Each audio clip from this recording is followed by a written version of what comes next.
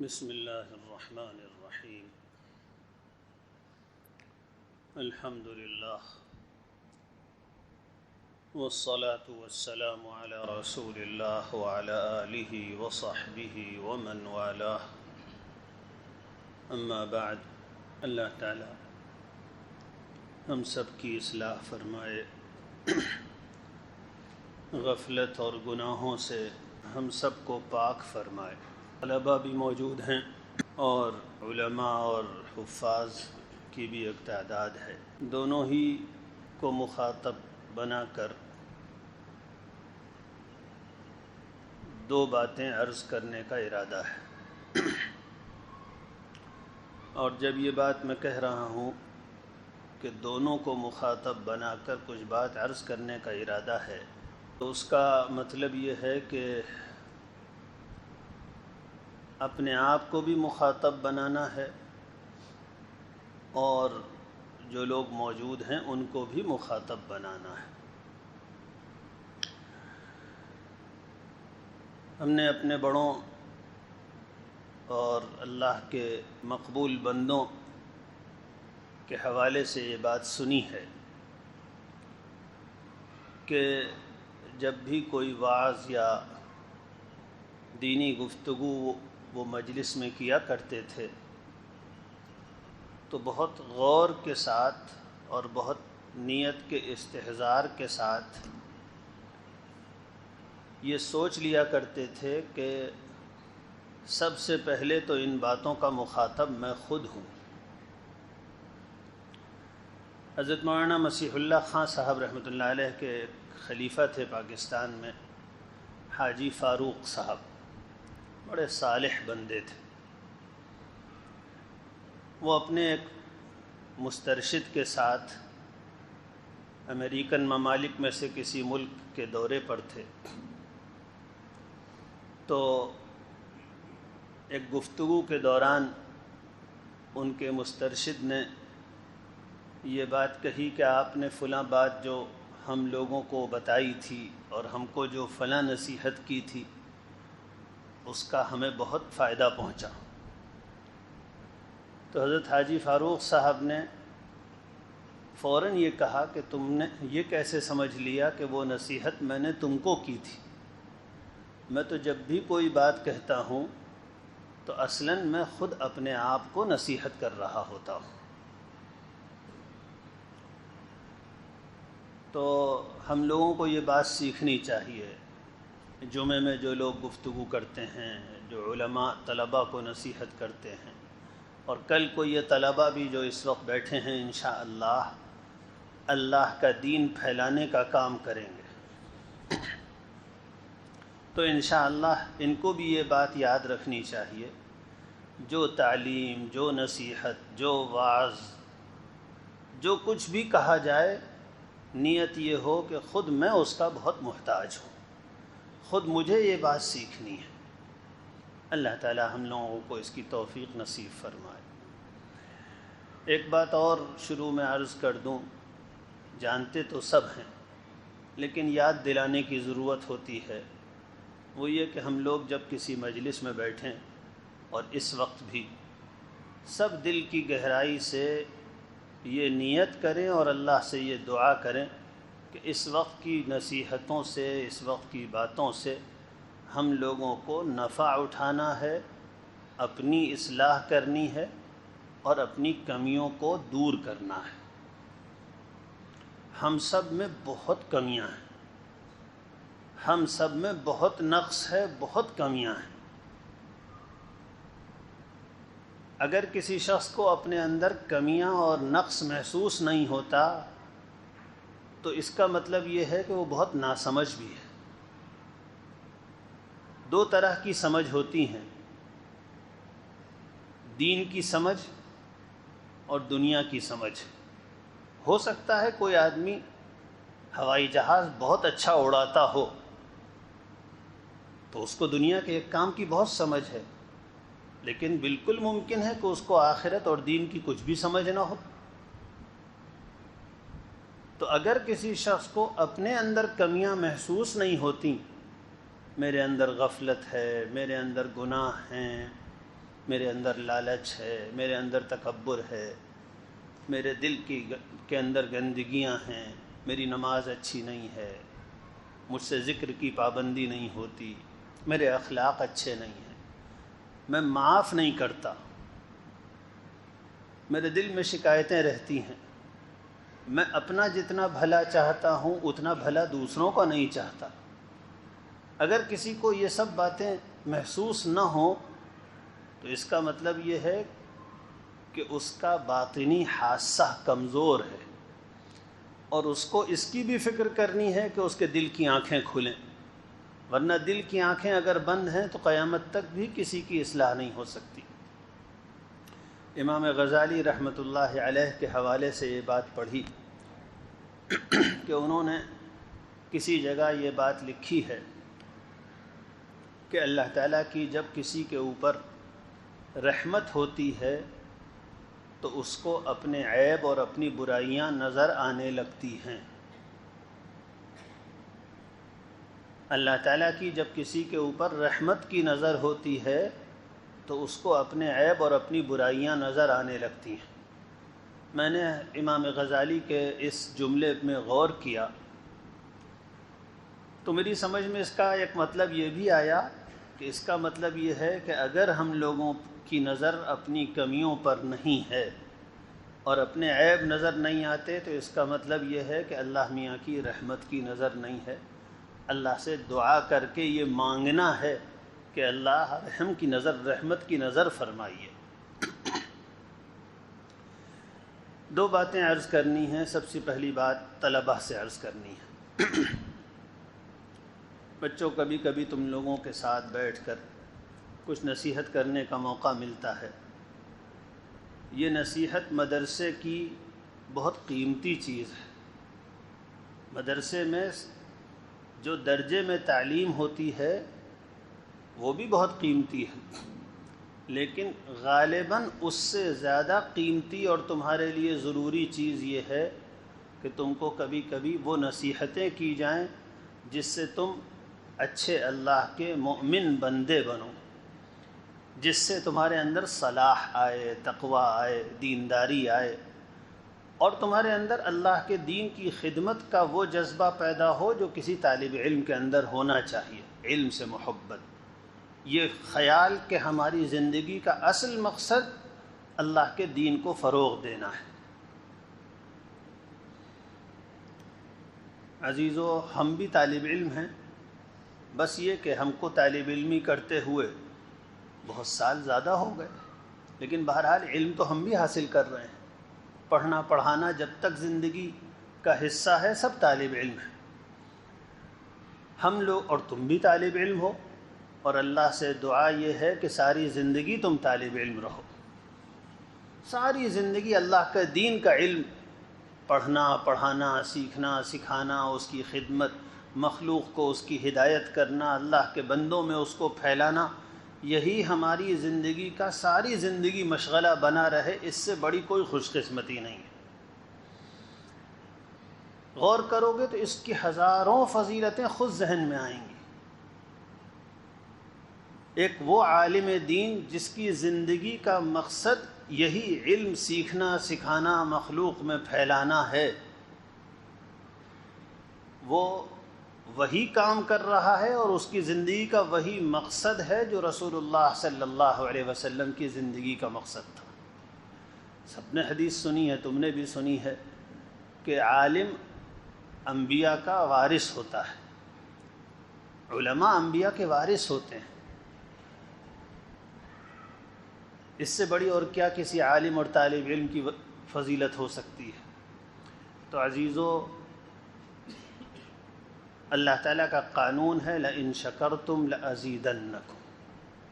اگر اللہ کی نعمت کا دل سے شکر ادا کیا جائے گا تو اللہ تعالیٰ نعمت میں بہت اضافہ فرمائے گا، اور اگر کسی کو اللہ نعمت دے اور وہ شکر ادا نہ کرے تو وَلَئِن كَفَرْتُمْ إِنَّ عَذَابِي لَشَدِيدٌ، اور اگر تم شکر ادا نہیں کرو گے تو پھر میرا عذاب بہت سخت ہے۔ تو ہم تم لوگ عام لوگوں کی طرح اب نہیں رہے، ہم لوگوں کا، میں اپنے آپ کو شامل کر کے کہتا ہوں، اگر علم دین کی دل میں قدر نہ ہو اور اس پر اللہ کا شکر نہ ہو اور اس نعمت پر دل سے فرحت نہ ہو اور اسی کو زندگی کا سب سے بڑا مشغلہ بنانا اور مقصود بنانا اور یہ دل کا حال نہ ہو، بلکہ اس نعمت کے مقابلے میں دنیا اچھی لگتی ہو، تو پھر یوں سمجھ لو کہ معاملہ خطرے میں ہے۔ یہ نعمت بھی واپس لے لی جائے گی، علم کی دولت لے لی جائے گی، اور علم کی دولت لینے کا یہ مطلب نہیں ہوتا ہے کہ تم کو مدرسے سے باہر کروا دیں اللہ تعالیٰ، یہ بھی ہو سکتا ہے، ایسے حالات پیش آ جائیں کہ تعلیم جاری نہ رہ سکے، کوئی شیطان مسلط ہو جائے، کوئی وسوسہ آ جائے، کوئی ایسی غلط راستے پر طالب علم پڑ جائے کہ مدرسے والے معذرت کرنے پہ مجبور ہو جائیں کہ بھائی ہم آپ کی خدمت نہیں کر سکیں گے، آپ تشریف لے جائیے، یہ بھی ہو سکتا ہے۔ اور یہ بھی ہو سکتا ہے کہ تو ہمیں اور تمہیں ڈگری ملے، ہم عالم کہلائیں، دیکھنے میں عالم نظر آئیں، لوگ مولانا صاحب کہتے ہوں، مگر علم کا نور اور اس کی برکت کچھ بھی نہ ہو، نہ نماز اچھی ہو، نہ اخلاق اچھے ہوں، نہ اخلاص ہو، تو معاملہ تو بڑا خطرناک ہے۔ اس لیے طالب علم کو بہت اللہ کا شکر ادا کرنا چاہیے اور اللہ سے مانگنا چاہیے، اللہ اس علم کی قدر کی توفیق نصیب فرمائے۔ ایک واقعہ ایسا ہے جو ہر طالب علم کو بہت یاد رکھنا چاہیے۔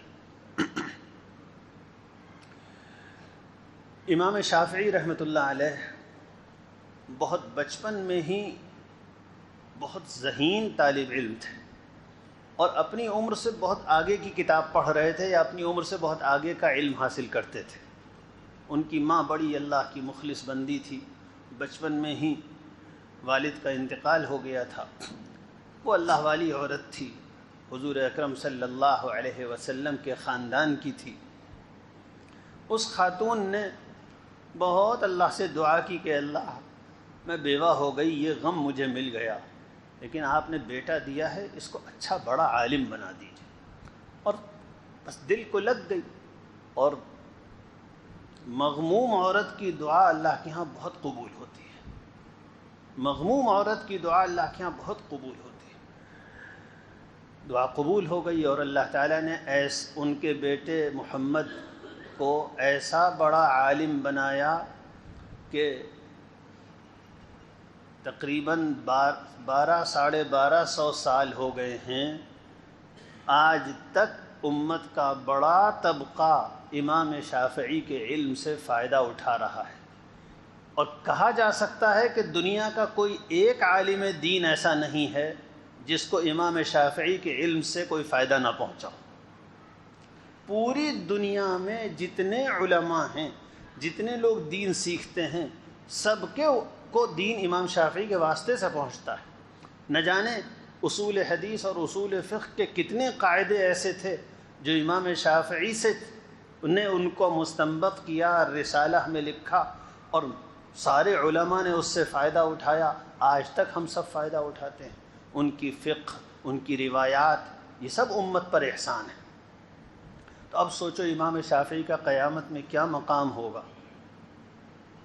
قیامت، جس آدمی کا علم قیامت تک صدقہ جاریہ رہے، اس کا اللہ کے یہاں کیا مقام ہوگا۔ یہ کوئی معمولی لوگ نہیں ہوں گے، ان کے مقام کا اس دنیا میں کوئی اندازہ نہیں کر سکتا، وہیں جا کے پتہ چلے گا۔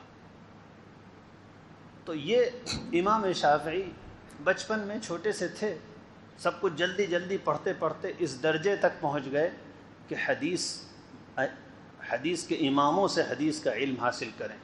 اس زمانے میں امام مالک رحمۃ اللہ علیہ کا طوطی بول رہا تھا، سارے عالم اسلام میں شہرت تھا کہ مدینے کا عالم اس وقت حدیث اور فقہ کا سب سے بڑا عالم ہے۔ بڑے بڑے علماء مدینے آتے تھے اور امام شافعی کے شاگرد بن کر علم حاصل کرتے تھے۔ امام شافعی کہہ رہا ہوں، امام مالک کے ہاں پڑھنے والے نوجوان بچے یا طلباء صرف نہیں ہوتے تھے، بڑے بڑے علماء، اتنے بڑے بڑے علماء جو پہلے سالوں پورے ملک کے چیف جسٹس اور قاضی رہ چکے تھے، وہ امام مالک کے ہاں آتے تھے اور ان سے موطا پڑھتے تھے۔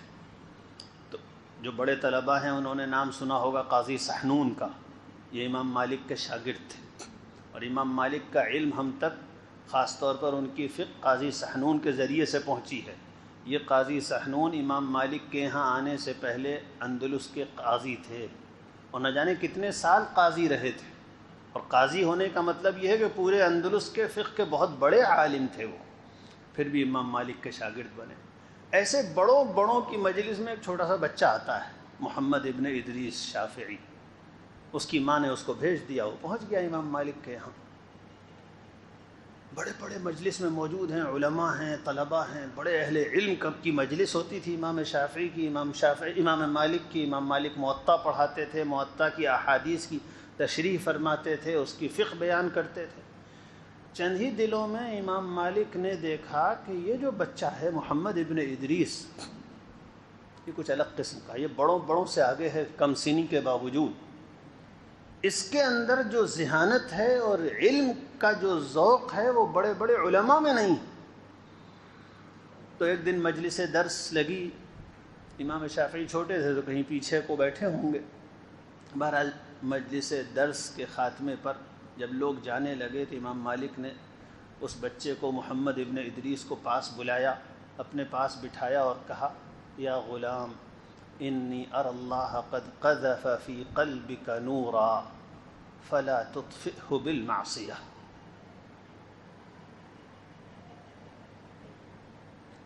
انی اری اللہ قد قذف فی قلبک نورا فلا تطفئہ بالمعصیہ۔ اللہ والوں کی نگاہ وہ دیکھتی ہے جو ہم لوگ نہیں دیکھتے۔ ایک چیز ہوتی ہے جس کو حدیث میں فراست کہا گیا ہے، اللہ والے فراست سے دلوں کے حال کو بہت کچھ سمجھتے ہیں، کس کے دل میں نور ہے، کس کے دل میں صلاح ہے، محسوس کر لیتے ہیں۔ تو امام مالک نے کہا، وہ بیٹا یہاں آؤ ذرا، آ کے بیٹھے، بیٹا میں دیکھ رہا ہوں اللہ نے تیرے دل میں ایک نور رکھا ہے، ایسا نہ ہو کہ تم کوئی گناہ کرو اور اس گناہ کی وجہ سے پھر وہ نور بجھ جائے۔ میں عزیزوں و طلباء تم سے کہتا ہوں، اللہ نے تمہارا انتخاب کیا ہے، اس موقع کو ہاتھ سے مت جانے دینا۔ دنیا میں جس دن تم پیدا ہوئے تھے کروڑوں بچے پیدا ہوئے تھے، تمہاری عمر کے دنیا میں کروڑ بچے موجود ہیں، لیکن ان میں سے بہت تھوڑے سے ذرا سارے، کتنے کافروں کے گھروں میں ہیں، کتنے غیر مسلموں کے گھروں میں ہیں، کتنے اہل بدعت کے گھروں میں ہیں، کتنے خدا کے باغیوں کے گھروں میں ہیں، کچھ پتہ نہیں ان کو۔ ان میں سے بہت تھوڑے سے، شاید پوری دنیا میں آٹے میں نمک کی برابر بچے ہیں جن کا اللہ نے انتخاب فرمایا اس کام کے لیے کہ یہ محمد الرسول اللہ صلی اللہ علیہ وسلم کا دین اور ان کا علم پڑھیں گے۔ تم اگر اپنی اللہ کی اس نعمت کی قدر کرو اور اخلاص اور تقوی کا اہتمام کرو تو تمہاری برابر مقام اللہ کے ہاں کسی کا نہیں ہو سکتا، قیامت میں تم سے زیادہ عزت کسی کی نہیں ہوگی۔ اللہ تعالیٰ مجھے بھی تم لوگوں کے ساتھ اس عزت والے مقام تک پہنچائے۔ تو پہلی بات تو یہ کہ اس علم کی قدر، اس پر اللہ کا شکر۔ شیطان بہت دل میں باتیں ڈالتا ہے، شیطان کا کام ہی ہے دل میں بری باتیں ڈالنا۔ تو طالب علم، سب سے بڑی کوشش طالب علم کے بارے میں شیطان کی یہ ہوتی ہے کہ اس کے دل میں ایسے وسوسے ڈالے جائیں کہ اس کو علم سے محبت ختم ہو جائے۔ بات سمجھیں؟ سمجھ رہے ہو بات؟ شیطان نے جب کسی طالب علم کو ناکام کرنا ہے اور اس کی راہ مارنی ہے، اس کو ناکام کرنا ہے، تو سب سے بڑی کوشش یہ ہوتی ہے کہ اس کے دل سے علم کی محبت ختم کر دو۔ اس کی گاڑی کا انجن خراب ہو گیا، وہ گاڑی جو اگر علم دین حاصل کرتا اور اخلاص اور تقوی والی راستے پر چلتا تو اس کی گاڑی تو سب سے آگے چلی جاتی، وہ تو امام بن جاتا دین کا، وہ تو قیامت میں اپنے سر پر تاج لیے ہوئے اور نہ جانے کتنوں کو جنت میں پہنچانے کا ذریعہ بنتا، اور اللہ تعالیٰ اس کو اپنے دین کا ہادی اور رہنماؤں کے مقام پر رکھتا، نہ جانے کون سے مقام تک پہنچاتا، اور دنیا میں بھی اللہ تعالیٰ اس کو صلاح دیتا، اس کو تقویٰ دیتا، اس کو سنجیدگی دیتا، اس پر اپنا فضل فرماتا، حلال روزی عطا فرماتا، برکت کی زندگی دیتا، اس کو عزت دیتا، مخلوق کے دل میں اس کی محبت ڈالتا۔ یہ سب وہ نعمتیں ہیں جو نیک علماء کو 100% ملتی ہیں۔ نیک علماء کو یہ سب چیزیں ملتی ہیں، نور ملتا ہے، رحمت ملتی ہے، تقویٰ ملتا ہے، صلاح ملتا ہے، سکون ملتا ہے، اللہ کی محبت کا مزہ ملتا ہے، دعاؤں اور نمازوں کا لطف ملتا ہے۔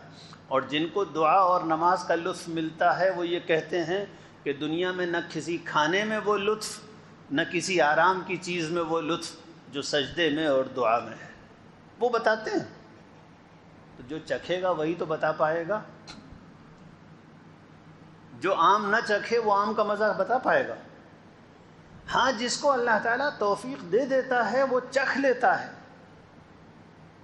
تو وہ بتاتا ہے کہ ارے نہ کسی بریانی میں وہ مزہ، نہ کسی اے سی میں وہ مزہ، نہ کسی باغ میں وہ مزہ، نہ کسی محل میں وہ مزہ، کسی چیز میں وہ مزہ نہیں جو مزہ سجدے میں، دعا میں، اللہ سے باتیں کرنے میں ہے۔ یہ تو چکھنے والے بتائیں گے۔ ہم جیسے لوگ جنہوں نے آم کھائے نہیں وہ کیا بتائیں گے آم کس مزے کا ہوتا ہے؟ ہاں، وہ چکھنے والے بتاتے ہیں کہ بڑا اللہ تعالیٰ کا پھر انعام ہوتا ہے۔ تو دیکھو شیطان تمہیں یہ نقصان نہ پہنچائے کہ علم کی محبت تمہارے دل سے نکلے۔ دعا کیا کرو خوب اللہ سے، اللہ علم دین کی محبت عطا فرمائیے۔ خوب دعا کیا کرو۔ سمجھدار وہ طلبہ ہوتے ہیں جو نصیحت کرنے والے لوگوں کی باتوں کو ماننا شروع کر دیتے ہیں، اور ناسمجھ وہ طلبہ ہوتے ہیں جو سنتے سب کچھ ہیں، کہتے ہیں بعد میں کبھی مانیں گے۔ بہت سے بچے ہوتے ہیں کہ سنتے ہیں لیکن اس کے بعد عمل نہیں کرتے۔ کیوں نہیں کرتے؟ بس نہیں خیال آیا۔ تو بچوں یہ سمجھداری نہیں ہے۔ سمجھداری یہ ہے کہ جیسے کوئی آدمی، اس کو نزلہ ہوا، ڈاکٹر نے کہا یہ دوا کھا لینا، تو وہ کھانا شروع کر دے تو فائدہ ہوگا، اور اگر نہ کھانا شروع کرے تو نزلہ اس کا بگڑتا رہے گا۔ تو ایسے ہی جب تم لوگوں کو کوئی نصیحت کی جائے تو فوراً عمل شروع کر دو۔ تو اس وقت یہ بات ہم تم سے کہتے ہیں، اللہ تعالی ہمیں بھی توفیق نصیب فرمائے۔ اللہ سے دعا کرو کہ اللہ علم کی محبت دے، اچھا علم دے۔ اور یہ ایسی دعا ہے کہ رسول اللہ صلی اللہ علیہ وسلم بھی مانگا کرتے تھے۔ اور علم کی دعا مانگنا یہ صرف علماء کے لیے ہی نہیں ہے یا طلباء ہی کے لیے نہیں ہے، ہر مسلمان کے لیے ہے یہ بات کہ اللہ مجھے نفع پہنچانے والا علم عطا فرمائیے۔ اس لیے کہ ساری دینداری، ساری نیکیاں علم ہی کا تو نتیجہ ہیں۔ جس کو پتہ ہی نہیں کہ کیا فرض ہے، کیا واجب ہے، کیا ثواب ہے، کیا گناہ ہے، کیا نیکی ہے، کیا بری ہے، پتہ ہی نہیں، علم ہی نہیں اس کو، تو وہ تو رہ جائے گا ایسے ہی۔ تو سب کو دعا مانگنی چاہیے۔ حضور صلی اللہ علیہ وسلم دعا مانگا کرتے تھے، اللہم انی اسألک علما نافعا وعملا صالحا ورزقا واسعا، نہیں، اللہم انی اسألک علما نافعا وعملا متقبلا ورزقا واسعا۔ اور اسی سے ملتی جلتی وہ دعا ہے جو بہت مشہور ہے، اللہم انی اسألک علما نافعا وعملا صالحا ورزقا واسعا وشفاء من کل داء۔ ایک عالم جن کو اللہ تعالیٰ نے علم بھی دیا، دین بھی دیا، تقویٰ بھی دیا، اور دنیا پر کا بھی اللہ نے ان پر ایسا فضل فرمایا کہ ان کی کوئی ضرورت کبھی نہیں رکتی۔ بوڑھے ہو گئے، بہت عمر ہے ان کی اب، وہ خود بھی بتاتے ہیں اور ہم نے ان کو دیکھا بھی کہ اللہ تعالیٰ نے دنیا کا بھی ایسا فضل فرمایا کہ ہر ضرورت پوری ہوتی رہتی ہے۔ انہوں نے ہم کو یہ بتایا، اور خود بھی وہ یہ کہتے ہیں کہ اللہ کا میرے ساتھ یہ معاملہ ہے کہ میری ضرورت نہیں رکتی، سب کام ہو جاتے ہیں۔ اور ہر نیک عالم کے ساتھ اللہ کا یہی معاملہ ہوتا ہے، الا یہ کہ کوئی بہت ہی بڑا اللہ والا ہو، اس کو اللہ میاں تھوڑا سا تنگ رکھتے ہیں، پریشان کرتے ہیں کہ اچھا تم ذرا زیادہ ہمارے دوست ہو، تھوڑا سا تمہیں تکلیف دیں گے۔ تو بڑے اللہ والوں کے ساتھ تو کچھ ایسا معاملہ ہوتا ہے، اور ان کو اس پریشانی میں پھر مزہ آتا ہے، اور وہ اختیار سے ان کے اوپر یہ راستہ آتا ہے۔ وقت تو زیادہ ہو رہا ہے مگر میں تم لوگوں کو ایک بات بچوں بتا دوں، علماء نے لکھا ہے، حضرت شیخ الحدیث نور اللہ مرقدہ اس کو خوب بیان فرماتے تھے کہ طلباء سے خاص طور پر اور نوجوان علماء اور دین کی خدمت کرنے والوں سے یہ مت سمجھنا کہ اکابر پر جو حالات آئے سختی کے، فقر و فاقے کے، ویسے تم پر آئیں گے، یہ مت سمجھنا۔ ان لوگوں کا فقر اور ان کا امتحان اختیاری ہوتا ہے، یعنی ان کا اللہ سے ایسا تعلق ہوتا ہے اور ایسا معاملہ اللہ سے ہوتا ہے کہ وہ خود اسی کو پسند کرتے ہیں کہ ٹھیک ہے اللہ میاں ہم کو ذرا زیادہ ہی آزما لیجئے، ہم اس کے لیے تیار ہیں۔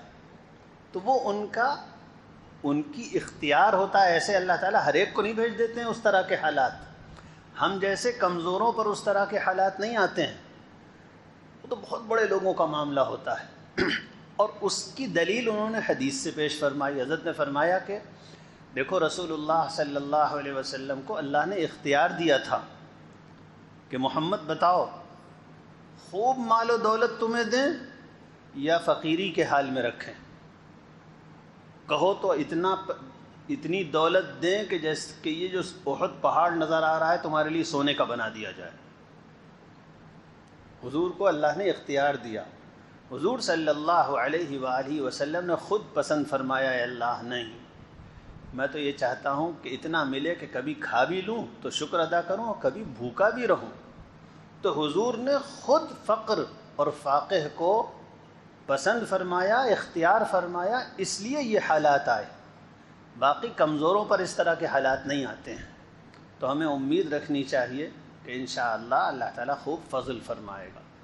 تو میں تم لوگوں کو یہ قصہ سنا رہا تھا کہ ایک بڑے عالم اور بڑے نیک شخص نے، جو اب خوب بوڑھے ہیں، انہوں نے ہمیں یہ بتایا کہ جب ہم دارالعلوم دیوبند میں پڑھتے تھے اور آخری سال تھا تو سب طلباء کو فکر ہوتی ہے اب کیا کرنا ہے، گھر پر غربت بھی تھی، تو ہم نے اللہ تعالیٰ سے خوب دعا مانگنی شروع کی، اللہم انی اسألک علما نافعا وعملا متقبلا ورزقا واسعا، خوب دعا مانگی اور یہ کہا کہ میں نے ہزاروں نہیں شاید لاکھوں بار مانگی ہوگی یہ دعا، خوب مانگی۔ تو اللہ تعالیٰ نے پھر نصیب بھی فرما دیا، اللہ نے علم نافع بھی عطا فرمایا، عمل صالح بھی عطا فرمایا اور رزق بھی عطا فرمایا کہ ضرورتیں سب پوری ہوئیں۔ اور زیادہ اللہ کے جو نیک لوگ ہوتے ہیں ان کے لیے یہی مناسب ہوتا ہے، اکثر اللہ کے مقرب اور اچھے بندوں کے لیے یہی مناسب ہوتا ہے کہ بہت زیادہ نہ ہو، ضرورتیں پوری ہوں لیکن بہت زیادہ نہ ہو، یہی اکثر بندوں کے لیے مناسب ہوتا ہے۔ اس لیے کہ ہم نے خوب دیکھ لیا زیادہ ہوتا ہے تو اس کی مشغولیت دین سے روکنے کا سبب بن جاتی ہے۔ زیادہ مال ہوتا ہے تو بھئی اس کی تو حفاظت کرنی پڑتی ہے، اس کی فکر کرنی پڑتی ہے، اس کو کاروبار میں لگانا پڑتا ہے، تو اس میں اتنی مشغولیت ہو جاتی ہے کہ آدمی کو ذکر و عبادت اور دین کی خدمت ان چیزوں کا موقع کم ملتا ہے۔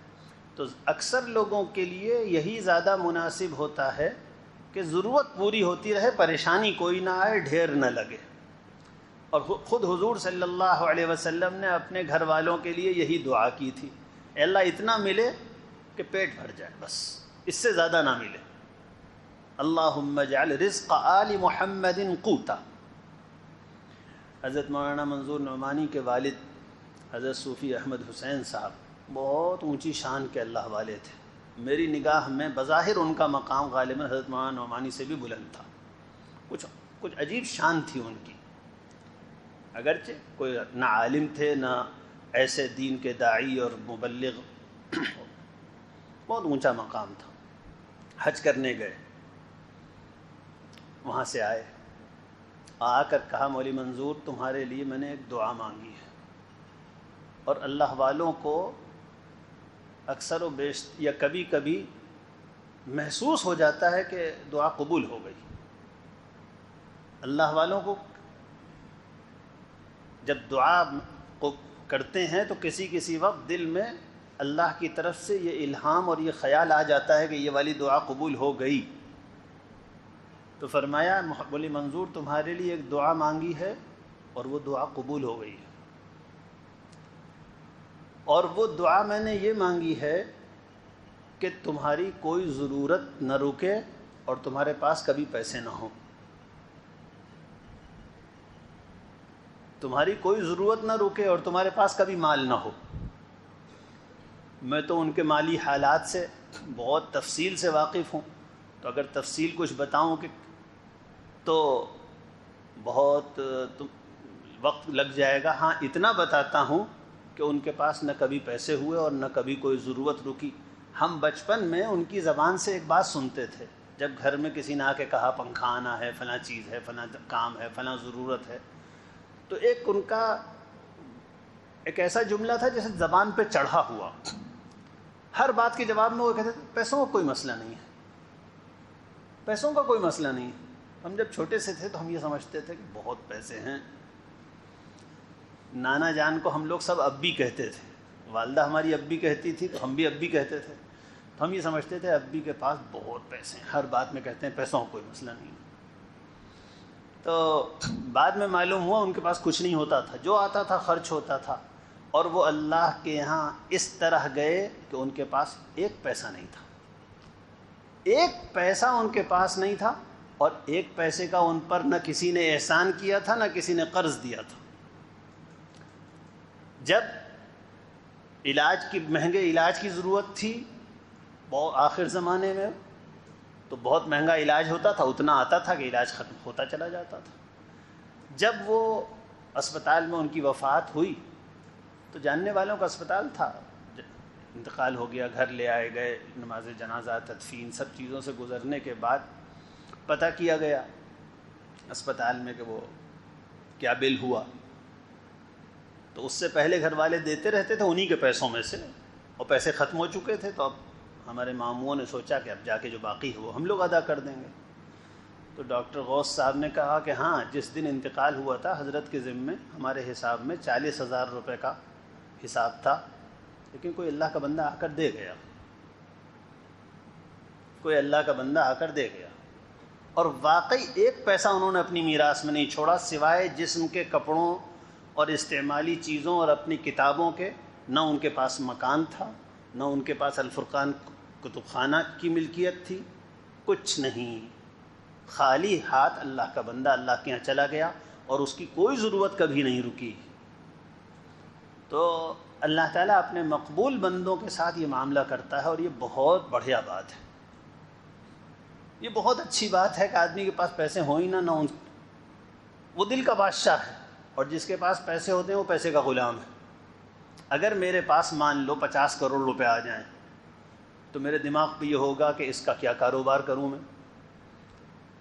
رکھے تو نہیں رہیں گے، تو میں کچھ کاروبار کرنے کی فکر ہوگی. ارے بھئی آرام سے رہتا ہوں، کاروبار کرنے کی پھر اور فکر میرے اوپر آ جائے گی. اس سے بہت اچھی بات یہ ہے کہ میری کوئی ضرورت نہ رکے اور کاروبار کے جھنجھٹ سے اللہ تعالیٰ مجھے پاک رکھے. اس سے زیادہ سکون کی کیا بات ہے.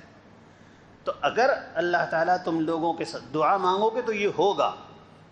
اللہ کے ہاتھ میں غیب کے خزانے ہیں.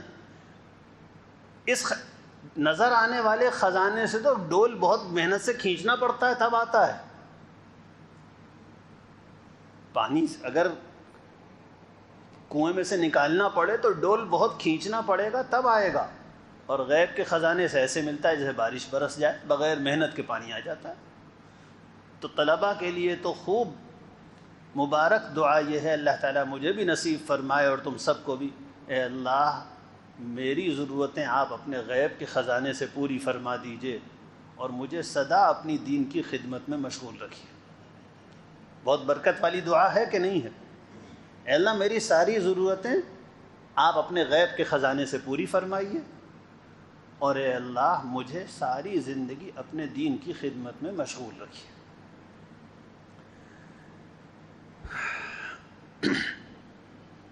بس بچوں، طلباء سے تو یہی عرض کرنا ہے اپنی حفاظت کرو، گناہ اور غفلت تمہیں اس قیمتی دولت سے محروم نہ کر دیں. بہت حفاظت کرو اپنی. قرآن مجید میں بنی اسرائیل کے ایک عالم کا حال بیان ہوا ہے. وَاتْلُ عَلَيْهِمْ نَبَأَ الَّذِي آتَيْنَاهُ آيَاتِنَا فَانْسَلَخَ مِنْهَا فَأَتْبَعَهُ الشَّيْطَانُ فَكَانَ مِنَ الْغَاوِينَ.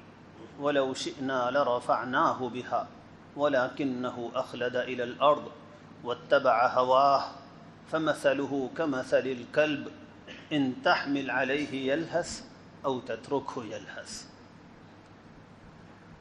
بنی اسرائیل کے ایک عالم کا حال ان لوگوں کے سامنے بیان کرو اے محمد، ہم نے اس کو اپنے دین کا، اپنی کتاب کا خوب علم عطا فرمایا تھا، لیکن وہ تو کہیں اور بھاگ گیا، وہ تو کسی اور چکر میں پڑ گیا۔ فَأَتْبَعَهُ الشَّيْطَانُ، تو شیطان اس کے پیچھے بری طرح پڑ گیا۔ قرآن نے یہ نہیں کہا فَتَبِعَهُ الشَّيْطَانُ، قرآن نے کہا فَأَتْبَعَهُ الشَّيْطَانُ، شیطان اس کے پیچھے بری طرح پڑ گیا۔ اللہ کی پناہ ایسا نہ ہو کہ ہم عالم ہونے کے بعد شیطان کے یار بن جائیں۔ اللہ تم سب کی اور میری حفاظت فرمائے۔ ایک اور بات سبھی سے عرض کرنا ہے، مجلس میں بہت سے لوگ ہماری مدرسے اور علم دین کی لائن کے علاوہ بھی ہیں، دین سے محبت کرنے والے، اپنی اصلاح کی فکر رکھنے والے ہیں۔ بڑی مبارک ہے یہ بات کہ کسی کو اپنی اصلاح کی فکر ہو۔ ہم سب کو اپنی مغفرت کی ہر وقت فکر ہونی چاہیے۔ سب سے بڑی دنیا میں فکر،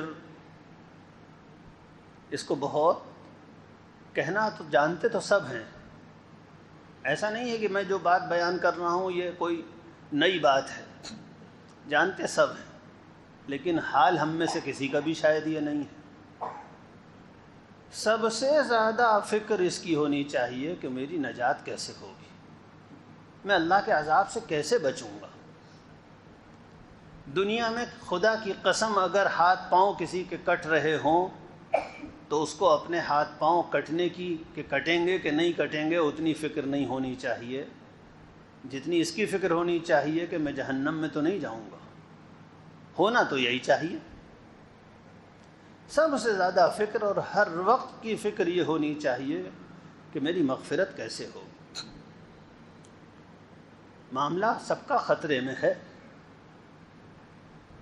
معاملہ ہم سب کا خطرے میں ہے، اس لیے بہت ہر وقت اس کی فکر رہے۔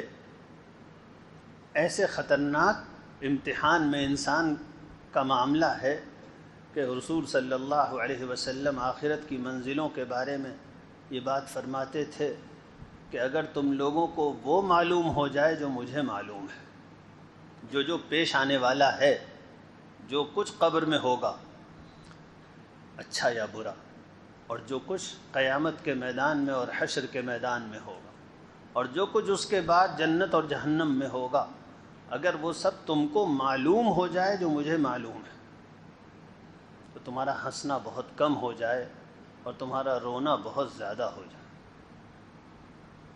اور تمہیں پھر اپنے گھروں میں اپنی بیویوں کے پاس چین نہ ملے۔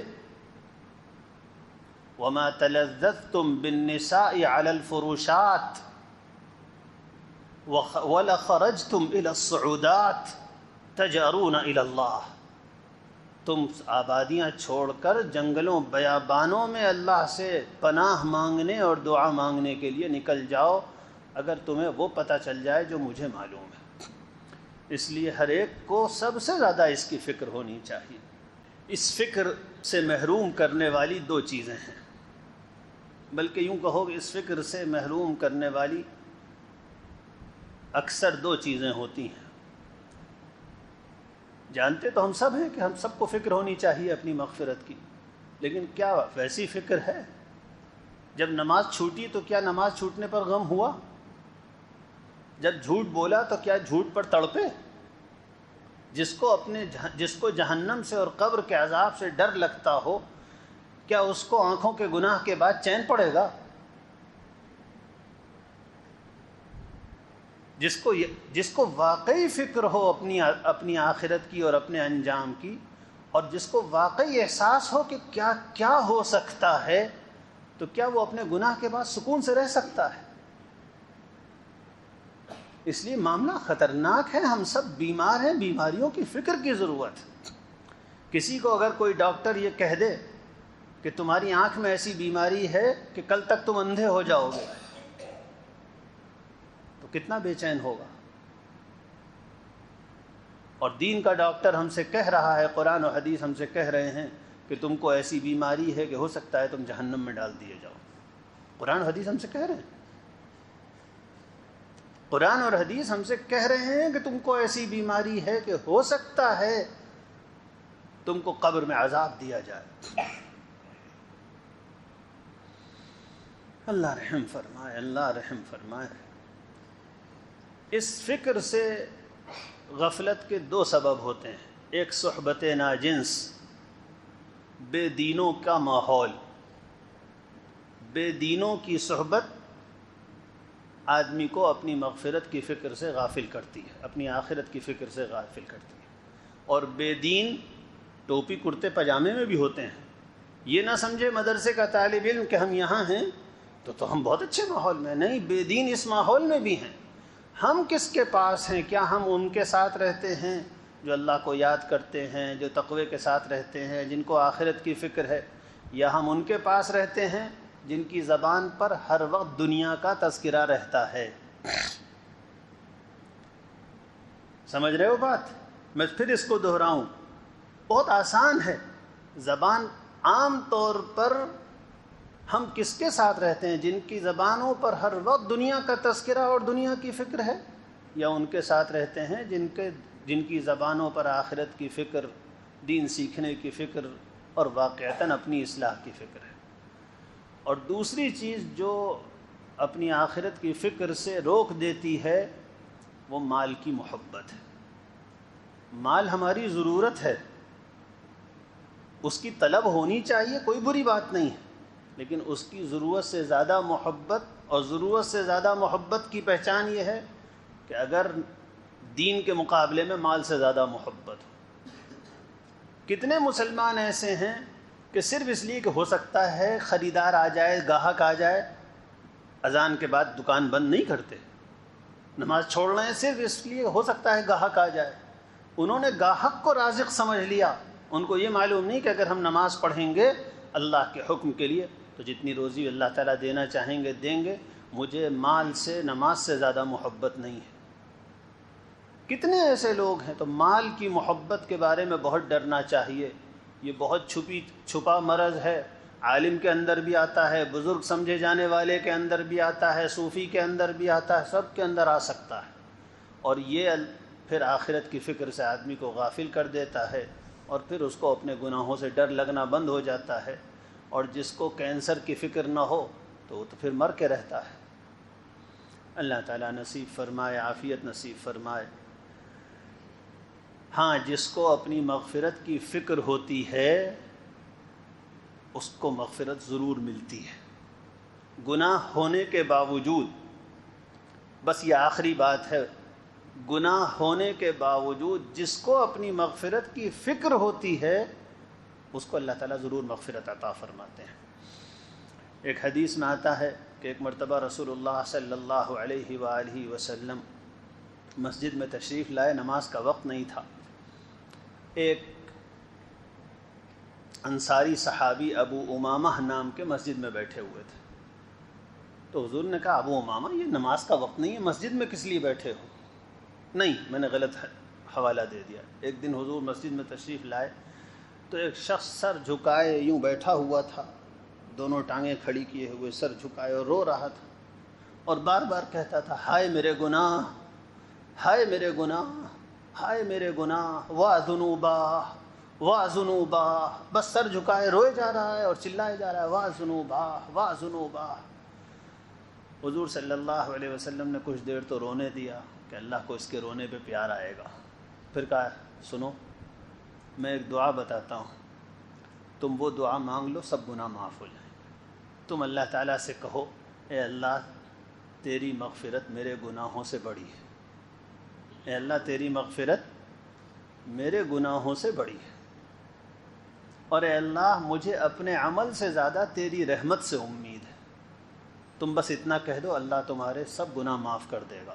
بس اس نے ہاتھ اٹھائے اور کہا اللہم مغفرتک اوسع من ذنوبی ورحمتک ارجى عندی من عملی. آپ صلی اللہ علیہ وسلم نے بیچ دعا ہی میں فرمایا اذهب فقد غفر اللہ لک، بس جاؤ ہو گئی مغفرت. تو جس کو اپنے گناہوں کی فکر اور اپنی مغفرت کی فکر ہوتی ہے اس کو انشاءاللہ اللہ تعالیٰ ضرور معاف فرما دیں گے۔ اللہ تعالیٰ مجھے اور تم کو سب کو فکر نصیب فرمائے۔ وآخر دعوانا ان الحمد للہ رب العالمین۔